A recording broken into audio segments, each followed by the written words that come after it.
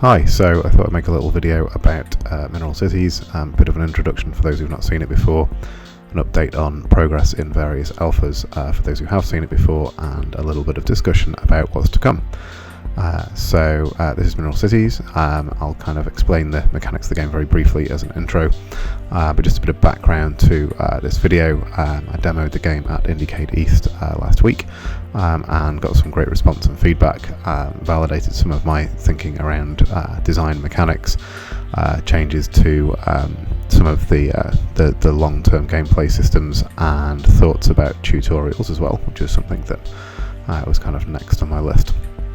I'm going to start off with a really quick introduction. I'm going to show the introduction as if it was in the context of a tutorial. At the moment, all of the planets you can rotate in full. So you have a very large planet with lots of stuff on it, and to a new player it can be a little confusing as to where to go and why. It also doesn't really demonstrate the constraint aspects of the game too well. I'll come on to talking about constraint in a little while, but I'm just going to focus on this small section at the front of the planet here for the purposes of the demo, and talk about things in that area. My current thinking around restricting the planet is actually to kind of block off the geography with mountains and water and other features, and then somehow restrict the rotation of the planet to that area, such that the player doesn't get confused, but it's obvious why you can't rotate. I may also think about smaller planets, but smaller planets actually have some effect on how some of the mechanics work, so that might be a different thing entirely.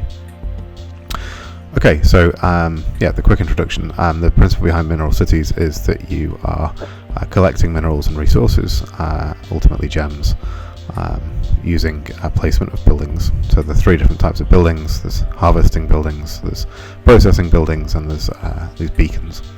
There will be a fourth building type as well, which I'll come on to talking about towards the end of the video.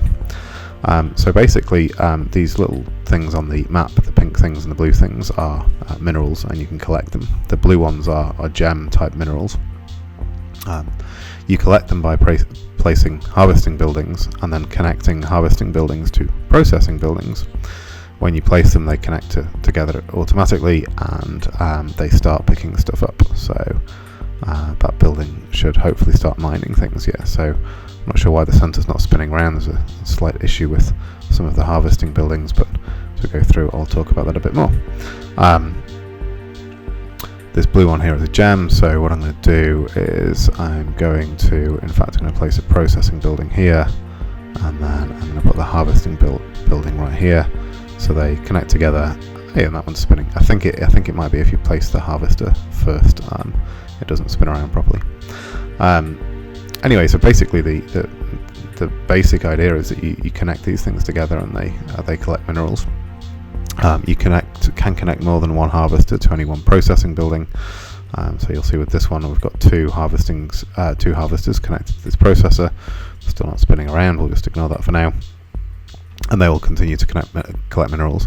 There's an efficiency mechanic built in such that the centerpiece of these harvesters gets smaller over time. I'm going to talk about that in the future update section at the end of the video, but that's one of the constraints, is that over time the efficiency drops. And there are a couple of ways you can boost that efficiency. You can build more buildings. You may have seen that as I placed this second harvester here, it boosted the efficiency of the first one. I'll try and demonstrate that again actually if I just move if we just rotate around a little. I'll place another one here. You see this harvester will start to drop its efficiency. The center section will get smaller as it harvests more minerals, and if we place another one, if you watch it now, when I place it, it bumps it back up again. So you'll see this has jumped back up to full efficiency, and then now going down in parallel. That works really well if you're paying attention to what's going on in an area, but it only bumps them up by a certain amount once they get past about halfway. And I'll try and demonstrate this again. Once they get past about halfway, the efficiency boost is much less. So if I place this now, in fact that wasn't even in range, they have to be quite close. So I'm going to put one here. You'll see, there we go, that jumped up, it doubled its efficiency basically, but once it's started to tail off, then doubling really doesn't have that much effect. One of the big visual improvements I want to make is an articulation of this harvesting efficiency. I've not really made a decision as to how to do that yet, but these spinning things really don't, even when they're working, articulate it too well. The processing buildings themselves also affect efficiency based on how many harvesters are connected. That's a mechanic that is quite important to demonstrate. But when I come on to talking about tech buildings and relays later, I'll come back onto that because that's something that I think can be quite easily improved. Okay, so the other primary way of improving efficiency, as you'll see, the efficiency of all of these harvesters now has dropped to virtually nothing, is to place these beacon buildings. You'll see there's a slight highlighting effect as I drag it around. They have a wide range that they affect, and when you place it, it bumps up the efficiency of all of the harvesters in the area. You can continue to do that and bump up the efficiency of those harvesters every time you place a new beacon. But that has some restrictions in and of itself, primarily relating to the resource. I'm playing a demo here that's got a lot of mineral resource to start with, so there's no significant barrier to me building things. But in a typical play scenario, you would have a limited amount of resource, and it would tail off as you build things, but it would regenerate as you collect minerals. The buildings themselves, harvesters and processors, have a fixed cost, but beacons have an increasing cost. So that first beacon costs 50. The price has now gone up to 75. If I place another one, I'll just drop one here, that cost has increased again. That cost caps, I think it's currently around 750 resource, but that may change for different scenarios and different types of planets. So aside from the cost of placing buildings and having to manage the efficiency of the network of processors and harvesters, the other significant constraint is space, and this is really where the longer play of the game comes in. Now, as I said earlier, I'm kind of doing this as if this was as if this was a demo scenario with a smaller amount of space available.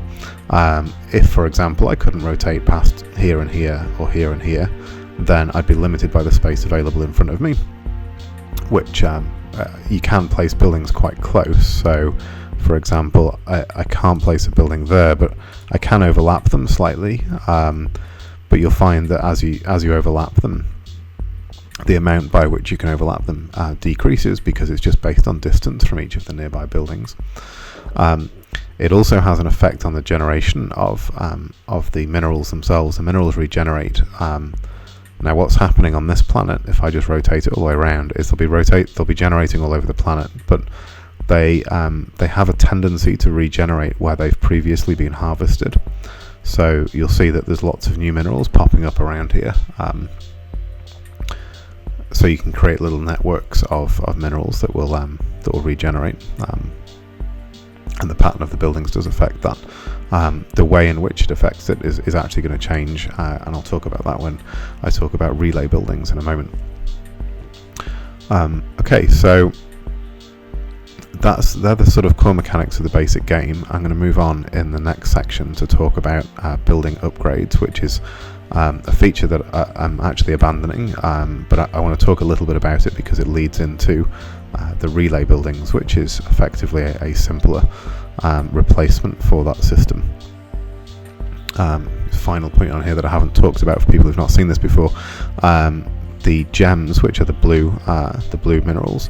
One of the big things that I've identified in terms of just understanding what's going on is understanding when and how you pick those up, and it's really not super clear.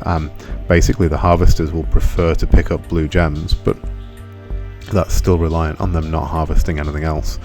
So if there's a closer pink gem, they'll generally pick that up first. The other thing that's not super obvious is that you're credited with the gem as soon as the harvester first connects to it and starts mining it. What can result then is that the efficiency of the harvester drops to 0 before the gem has been depleted. So I suspect that's probably what's happened with this tiny little blue one here.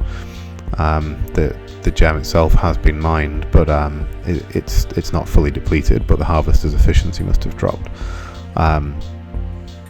So I think I'll change that behavior such that gems are effectively picked up, as soon as they're harvested, they're harvested in one piece and taken away. which actually that's just reminded me of the other big aesthetic thing, was understanding what harvesters are actually doing. So you can see this animation here. It was intended to represent harvesting, but it was actually only ever a placeholder.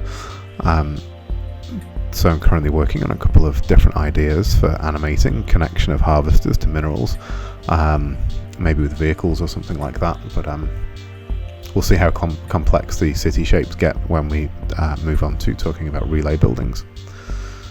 Okay, so I'm going to pause this and move on to an upgrade setup and talk about building upgrades and why they're not going to be a thing.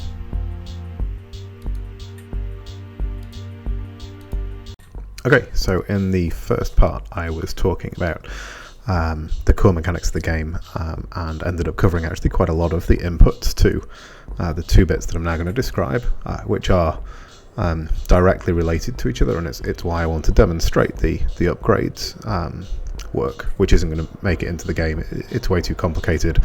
It takes away from the core feeling of gameplay and just isn't that good. But it's a direct input to what the game will have, which is a 4th building type called relays. So what you're looking at here is the kind of in development version of the game. Core pieces are still there, the 3 building types, but there's now a 4th building type as well. All of this art is obviously completely placeholder, it's just test at the moment. And in this version there are also upgrades. So if I just place a couple of buildings, when I hover over those buildings, you'll see that I can actually I can select upgrades down here. It's kind of awkward, the UI, but basically, yeah, you can upgrade buildings. So a little bit about what those upgrades were intended to do.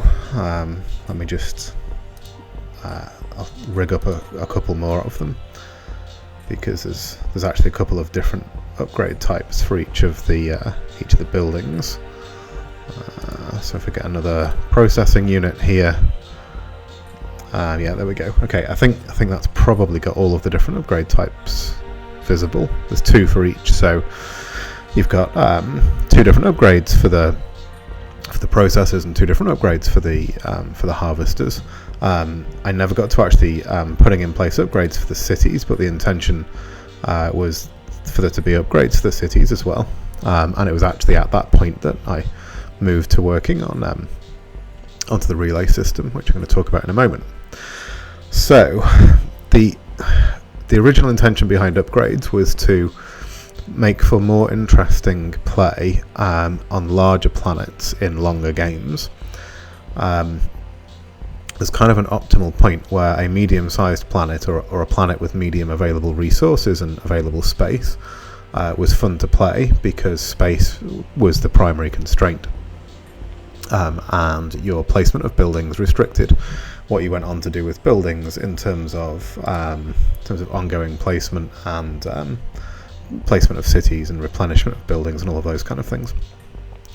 The problem was it didn't lead to very much variety in the gameplay, because all you were effectively doing then was managing the space that you had available and constantly going back over the same available space to improve or to replenish harvesting, really. I wanted to add more variety, and obviously the big, once the core mechanics are down, the big change in gameplay is actually the nature of the planets and the fact that each planet will have a different setup every time you play it, and the space available will be different and all those kind of things. That is primarily just based on space. That there may or may not be water added as well, which would be similar to mountains, which are these things, but would provide for kind of open spaces where you couldn't place things, but they wouldn't restrict collection in the same way. Anyway, so to make use of different types of planets, what I was hoping to accomplish with upgrades was allowing the user to take their buildings in different directions. So the upgrade types, I'll describe very briefly. I'm not going to get into a huge amount of detail, but they were for the harvesting buildings. They were a longer reach upgrade, so that they could harvest from further away, which is articulated by these tall cylinders that are coming out of the buildings, tall blue cylinders. And there was then a fixed income upgrade, which I think was indicated by this base part here.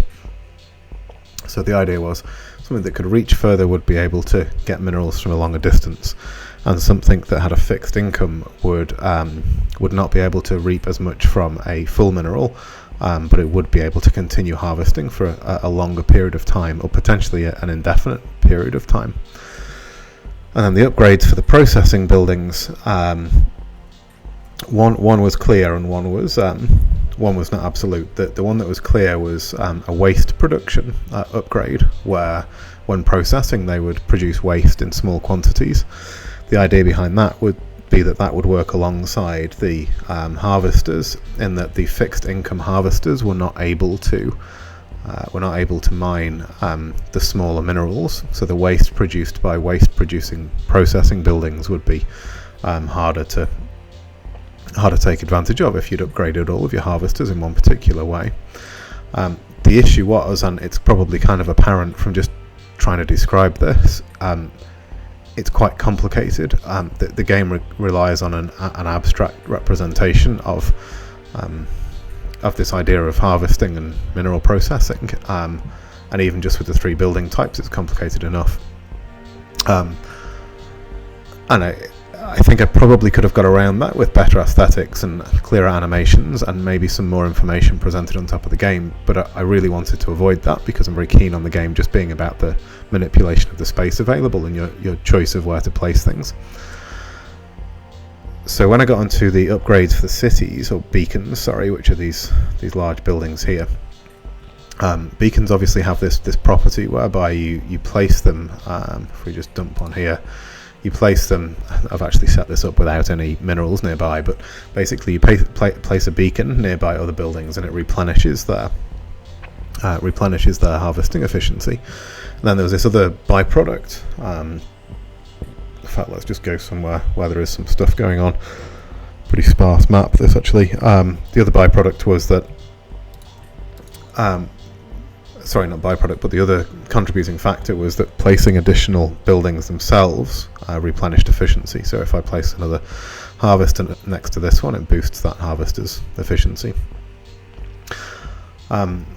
So when I was looking at the upgrades for the beacons, these tall buildings, I was looking at methods by which you could have ongoing replenishment of efficiency over your planet. And one of the ideas that I came across was about them broadcasting a signal to each other. So when this beacon is placed, it broadcasts a signal to this beacon, etc. And that led me on to something completely different, which is this 4th building type, which is relays. So what I'm going to do is I'm just going to clear this map. I'll just start with just an empty planet. And this basically became the solution to lots of different things. So instead of upgrades, I'm going to go with what we had originally, which was just basic building placement. But these beacon buildings are going to have a different role. So basically what you're going to be left with is harvesting buildings, processing buildings, beacons, and then relays. I'd originally had this building type in place as a tech building very early on, and took it out, so I've kind of reworked the UI from that just to show this in placement. They don't actually have any effect in the game at the moment. That's the bit that I'm currently working on, but it was easier to describe it with something visual, so I thought that's what I would do. So basically what's going to happen with these relays is you're going to place buildings normally. You're harvesting and whatever will take place as it would do normally. I'll actually place some here that will do something. But you're going to be able to use the relays as a kind of relay network, hence the name, to relay signals from buildings from one building to another building. So at the moment, when I place a harvesting building next to this one, it replenishes its efficiency. If I place a relay here, what's going to happen? This won't happen right now because None of this is implemented, it's just aesthetic.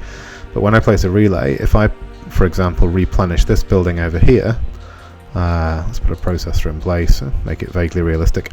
If I replenish this building here, that signal will be relayed by the relay here over to these buildings as well. There'll be some other effects as well, and I'll come on to those, but that's the core idea behind a relay. It takes a signal from one building and rebroadcasts it to others, and that's going to have an effect in lots of different ways, which I'll show you in a minute, or describe in a minute.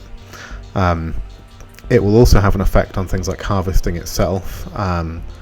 It'll be set up such that harvesters and the harvesting buildings will prefer to harvest minerals near relays. So if you place a relay near a gem, for example, the harvesters will head in that direction. And may also have it such that the range of the harvesters is affected by the relays, effectively basically making all of those different building upgrades be represented by this one thing, this relay building. Now, there needs to be some form of constraint around that, which I've not yet decided on yet. It might. I don't think the relay buildings need to be expensive, but there needs to be a constraint on their placement. So I've got a couple of ideas for that, and I'll try them out. One of them is to have them effectively unlocked as you progress. So maybe every time you place a beacon building, for example, potentially maybe have a relay available. Or maybe have them attached to gem collection. When you collect a gem, you're able to place a relay or something along those lines. The reason I say that is because I want to avoid a situation where you just cover the entire planet in relays. The way I've set this up currently, I could do that. The reason I've put these kind of transparent spheres on is to articulate these sort of areas of broadcast. I'll produce something that's a little bit less in your face, but that's still basically the same principle. The other major impact of relays will be their impact on the placement of beacons. So when you place a beacon building, its signal will be broadcast by the relays. Now, what I'm looking to do is have it such that, I'll just set this up so I can kind of show you. Set up a few more relays here.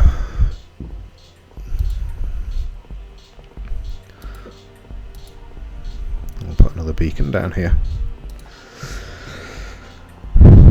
So my thinking with the placement of beacons is that they will send signals through the relay system. So you place a beacon here. Obviously that replenishes the buildings immediately nearby. But it also broadcasts that signal through the relay system. Now, what I'm thinking there is that as it's broadcast through the relay system, it's bounced across these relays and hits this other beacon. At the point it hits that other beacon, it will then rebroadcast the signal from that beacon. Now, obviously it means that the initial signal might need to have some tail off across the series of beacons so that you're not just effectively broadcasting indefinitely. That's something I'll tweak. I'll play around with broadcasting directly between the relays and broadcasting only between beacons. But anyway, the point is that you have a beacon placed and it sends its signal across to this other beacon by virtue of the relay system, which then broadcasts again from there. My thinking there is that the increasing cost of the placement of beacons, which does already adds constraint to the long play of a game. The placement of those beacons then becomes more and more important, but it allows you to take advantage of the relay network that you've created. Hopefully the two going hand in hand. So if the relays are based on some external constraint, like for example a collection of gems, and the placement of beacons is based on their increasing expense, hopefully over the course of different level configurations you can approach problems differently. That's not even covering like different planet types and stuff, which I'll mention briefly in a moment.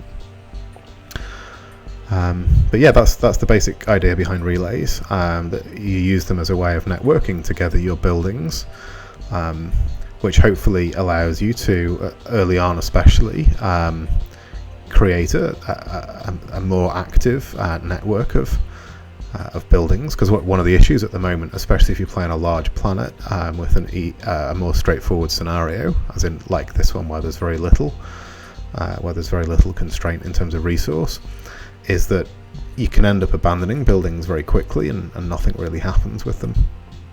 So I'm hoping that if I somehow attach the placement of relays to the placement of buildings, that encourages you to organise them in a more productive and efficient fashion. I'm also thinking that game objectives could be tied into those relay systems as well, and it potentially even allows for game modes where the relays are restricted, maybe in terms of like exactly where you can place them. Maybe you have to activate existing features on a map or something like that. There's obviously also some obvious game mode adjustments as well. So for like dark planets, for example, the relays could be the things that provide light. And obviously if I incorporate water as a feature of the planets, then maybe the relays could broadcast further over water and that kind of thing. Okay, so that's about it. I'm going to cover the relays in more detail once I've got some mechanics in place. I think between having the relays do something and having the articulation of harvesting a bit better, including the immediate pickup of gems, will hopefully allow for more flexibility on these larger maps. Then at the same time, if we bring in the smaller maps and the more constrained scenarios, it should provide a little bit more variety to the gameplay. And the next big challenge is then providing a sort of tutorial-like environments to start to understand the mechanics. Okay, thanks very much. Goodbye.